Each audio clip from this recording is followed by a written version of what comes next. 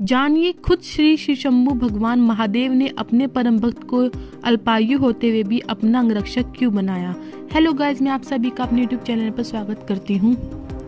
शैव परंपरा में नंदी को नंदीनाथ संप्रदाय का मुख्य गुरु माना जाता है, जिनके 8 शिष्य हैं: सनक, सनातन, सनंदन, सनंत कुमार, तिरुमूलर, व्याघ्रपाद, पतंजलि और शिव योगी मुनि।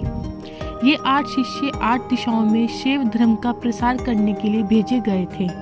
नंदी को अन्य नामों से भी जाना जाता है: शिव वाहन, नंदीश्वर, शिलाद नंदन, शिव भक्त, कैलाश द्वारपाल, सुयासनाथ। नंदी का विवाह मारुतु की पुत्री सुयासा के साथ हुआ था। साथ ही यह भी मान्यता है कि शिवजी ने नंदी जी को खुद ये वरदान दिया था कि जो व्यक्ति तुम्हारे कान में अपनी मनोकामना कहेगा उसकी इच्छा जरूर पूरी होगी।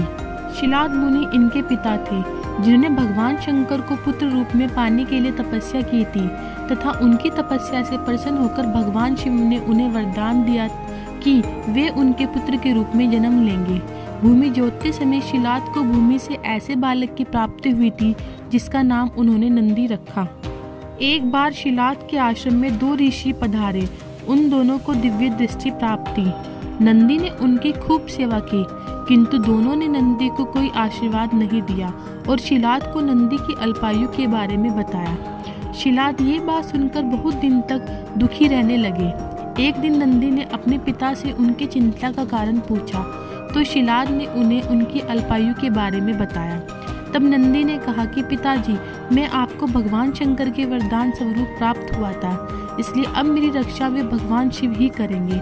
नंदी ने इतना कहकर भगवान शिव की घोर तपस्या प्रारंभ कर दी। भगवान शिव ने नंदी की तपस्या से प्रसन्न होकर उन्हें वरदान मांगने को कहा तो नंदी ने कहा कि हे प्रभु, आप मुझे अपनी शरण में ले लें। इस पर भगवान शंकर ने कहा कि हे नंदी, कुछ वर्ष पहले ही मेरा एक सफेद रंग का बैल खाई में गिरकर मर गया था, जिस पर मैं सवारी करता था। इसलिए आज से तुम्हारा चेहरा बैल का होगा और तुम मेरे वाहन, मेरे सबसे करीबी मित्र और मेरे गणों के अध्यक्ष होंगे। इस तरह भगवान शंकर ने नंदी को अपना वाहन, अपना सबसे करीबी मित्र और अपने गणों का अध्यक्ष बनाया और इस प्रकार नंदी नंदीश नंदीश्वर हो गए। एक बार नंदी पहरेदारी का काम कर रहे थे। शिव पार्वती के साथ विहार कर रहे थे।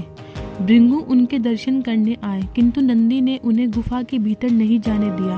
भृंगु ने श्राप दिया, पर नंदी निर्विकार रूप से मार्ग रोके रहे। ऐसा ही शिव पार्वती की आज्ञा थी। एक बार रावण ने अपने हाथ पर कैलाश पर्वत उठा लिया था। नंदी ने क्रुद्ध होकर अपने पांव से ऐसा दबाव डाला कि रावण का हाथ ही दब गया। जब तक उसने शिव की आराधना नहीं की तथा नंदी से क्षमा नहीं मांगी, नंदी ने उसे छोड़ा ही नहीं।